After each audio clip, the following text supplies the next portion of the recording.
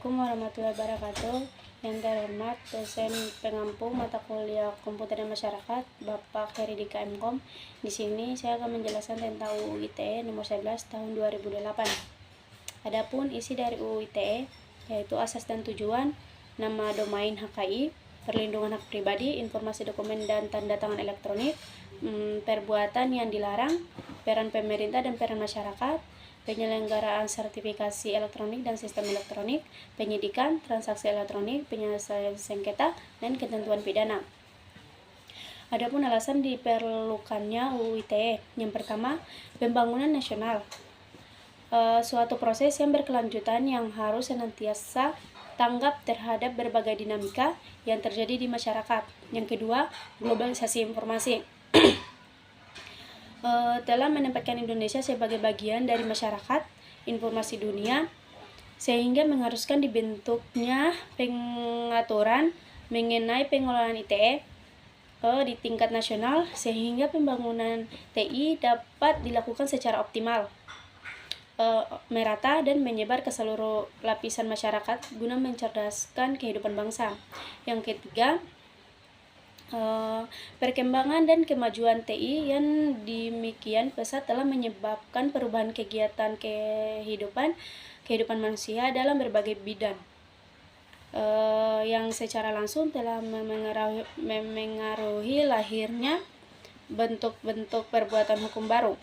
Yang keempat, penggunaan dan pemanfaatan TI harus terus dikembangkan untuk menjaga memelihara dan memperkukuh persatuan dan kesatuan nasional berdasarkan peraturan perundang-undangan demi kepentingan nasional. Yang kelima, pemanfaatan TI berperan penting dalam perdagangan dan pertumbuhan perekonomian nasional untuk mewujudkan kesejahteraan masyarakat. Yang terakhir yaitu pemerintah perlu mendukung pembangunan TI melalui infrastruktur, hukum dan pengaturannya, sehingga pemanfaatan TI dilakukan secara aman untuk mencegah penyalahgunaannya dengan memperhatikan nilai-nilai agama, sosial, budaya masyarakat Indonesia. Secara umum, materi UITI dibagi menjadi dua bagian besar, yaitu yang pertama pengaturan mengenai informasi dan transaksi elektronik, dan yang kedua mengenai perbuatan yang dilarang. Jangkauan UU ITE. Adapun jangkauan UU ITE yaitu yang pertama berlaku untuk setiap orang yang melakukan perbuatan hukum. Yang kedua, berada di dalam dan di luar wilayah hukum Indonesia. Yang ketiga, yang memiliki akibat hukum di dalam dan atau di luar wilayah hukum Indonesia. Dan yang terakhir yaitu merugikan kepentingan Indonesia. Adapun secara garis besar UU ITE mengatur hal-hal sebagai berikut. Yang pertama tentang tanda tangan elektronik memiliki kekuatan hukum yang sama dengan tanda tangan konvensional atau tinta basah dan bermaterai. Yang kedua, alat bukti elektronik diakui seperti alat bukti lainnya yang diatur dalam KUHP. Yang ketiga, UU ITE berlaku untuk setiap orang yang melakukan perbuatan hukum, baik yang berada di wilayah Indonesia maupun di luar Indonesia, yang memiliki akibat hukum di Indonesia. Yang keempat yaitu mengatur nama domain dan hak kekayaan intelektual. Dan yang terakhir yaitu perbuatan yang dilarang atau cybercrime dijelaskan pada bab 7 pasal 27 sampai 37. Perbuatan yang dilarang cybercrime yaitu sebagai berikut, yaitu yang pertama asusila perjudian, penghinaan, pemerasan pasal 27. Yang kedua berita bohong dan menyesatkan, berita kebencian dan permusuhan pasal 28. Yang ketiga yaitu ancaman kekerasan dan menakut-nakuti pasal 29. Yang keempat, akses ilegal, akses komputer pihak lain tanpa izin cracking pasal 30. Yang kelima, intersepsi yaitu penyadapan, perubahan, penghilangan informasi pasal 31. Yang keenam, gangguan terhadap data atau pemindaian perusahaan dan membuka informasi rahasia pasal 32. Yang ketujuh, gangguan terhadap sistem, virus, membuat sistem tidak bekerja atau DOC yaitu pasal 33.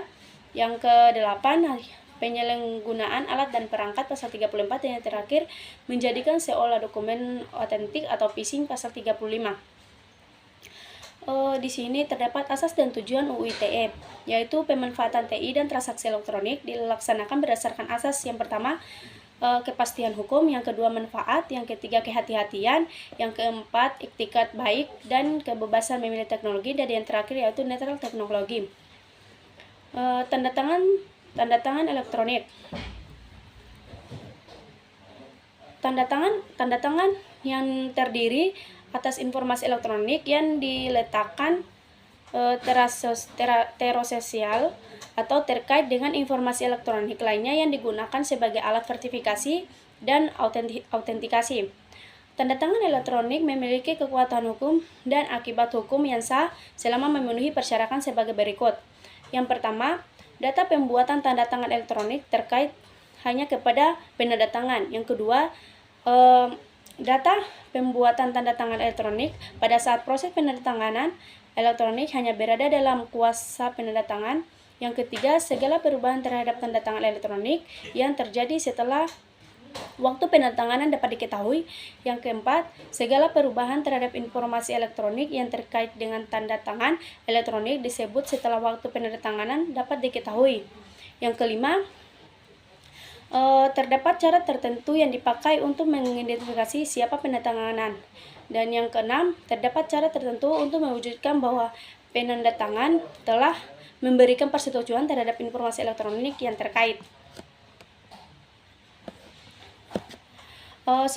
Setiap orang yang terlibat dalam tanda tangan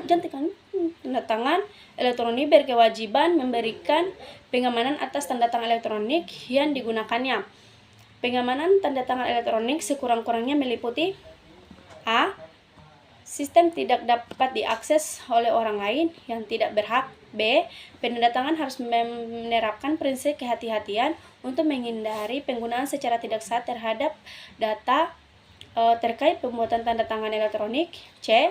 Penandatangan harus tanpa menunda-nunda menggunakan cara yang dianjurkan oleh penyelenggaraan tanda tangan elektronik ataupun cara lain yang layak dan sepatutnya harus segera memberitahukan kepada seseorang yang oleh penandatangan dianggap mempercayai tanda tangan elektronik atau kepada pihak pendukung layanan tanda tangan elektronik.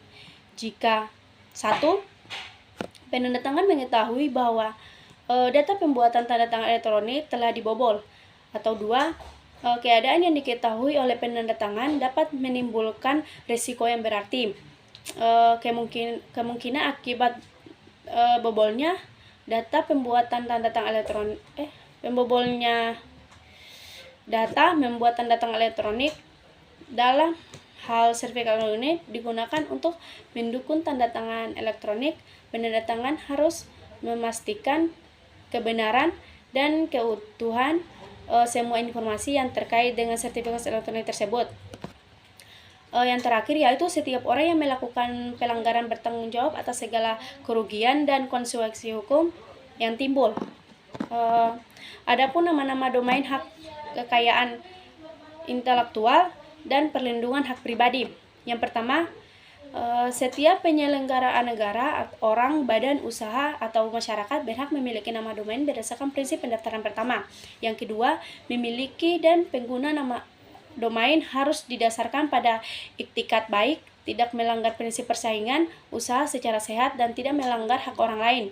Yang ketiga, setiap penyelenggara negara, orang, badan usaha, atau masyarakat yang dirugikan karena penggunaan nama domain secara tanpa hak oleh orang lain berhak mengajukan gugatan pembatalan nama domain dimaksud.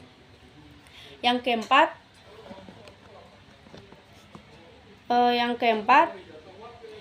pengelola nama domain nama domain adalah pemerintah dan atau masyarakat.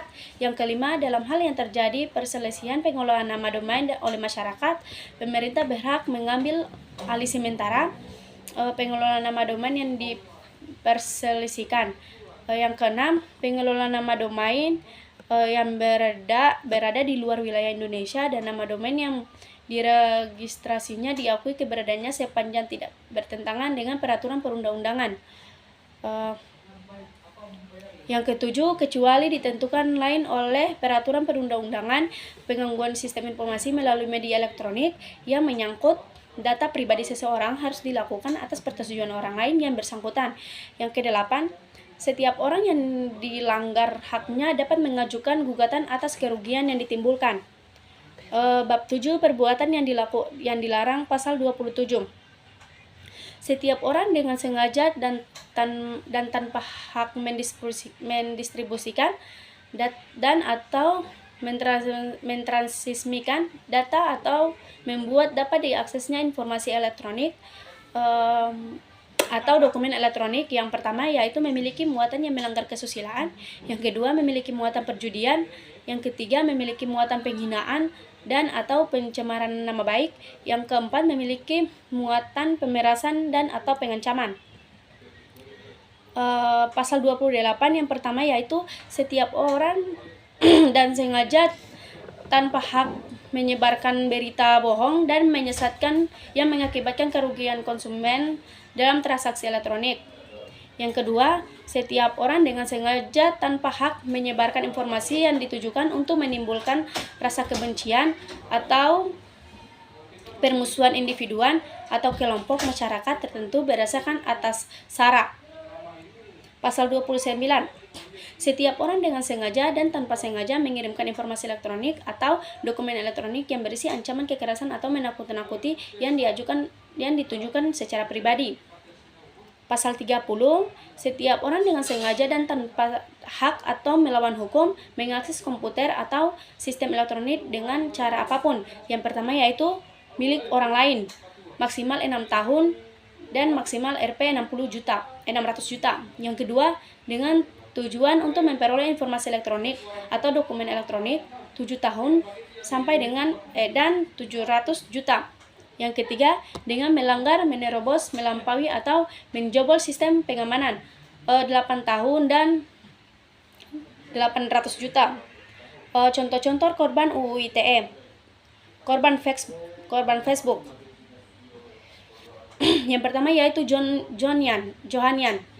Komentar di Facebook tentang dugaan korupsi Rp 4,7 triliun di Gereja Bathani Surabaya terancam hukuman penjara 6 tahun dan denda Rp 1 miliar. Yang kedua yaitu Mirza Alfat, dosen Fakultas Hukum Universitas Malikus Saleh atau Unimal, Loksumawe Aceh, dianggap melakukan pelecehan atas syariat Islam atas komentarnya di Facebook. Yang ketiga Alexanderan dipenjara 2,5 tahun dan didenda 100 juta rupiah karena dianggap menyebarkan kebencian agama lewat Facebook Sumatera Barat. Yang keempat yaitu Yanik Ventaresti. Karena status Facebooknya, ia dituntut 1,5 tahun penjara, diadili di Pengadilan Negeri atau PN Surabaya. Alexanderan dipenjara 2,5 tahun dan denda 100 juta rupiah karena dianggap menyebarkan kebencian agama lewat Facebook Sumatera Barat. Korban Twitter, SMS, BBM. Yang pertama yaitu Beni Handoko, men-tweet mengenai tuduhan korupsi kepada Misbahum, mantan anggota DPR dan aktivis di PKS, sempat ditahan 1 hari.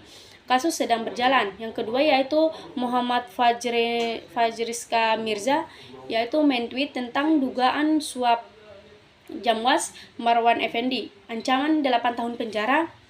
Yang ketiga yaitu Anton Waju Pramono, SMS dengan bahasa yang kasar kepada HM Lukmanto di Pengadilan Negeri Solo. Dan yang terakhir yaitu Muhammad Arsyad, aktivitas Gerada Tipikor ditahan setelah menulis status BlackBerry Messenger atau BBM mengidentifikasi korupsi Nurdin Halid. Korban blog dan lain-lain. Yang pertama yaitu Musmin Usmar, mantan ketua komite sekolah SMA Negeri 70 yang juga salah satu dosen di Universitas Islam Negeri atau UIN Syarif Hidayatullah Jakarta, menjadi tersangka pencemaran nama baik setelah menulis di blog. Yang kedua Rahayu Kandiwati dan Siti Rubaida, aktivitas perempuan dan korban. Dilaporkan Joko Prasetyo, seorang aktivitas perempuan, dan Siti Rubaida karena telah memberikan pernyataan di media massa serta dalam situs Change.org. Yang ketiga, Prita Mulyasari menulis email tentang keluhan perlakuan buruk RS Omni Internasional. Sempat ditahan 22 hari, dinyatakan bebas Februari 2013. Yang keempat, Doni Iswandono, penggerak dan pemimpin redaksi Median Online Nias Bangkit.com atau NBC, dituntut Bupati Nias Selatan Idealisman Daki terkait pemberitaan kasus korupsi di Nias Selatan. Oke, mungkin itu saja penjelasan saya tentang Undang-Undang ITE. Terima kasih. Assalamualaikum warahmatullahi wabarakatuh.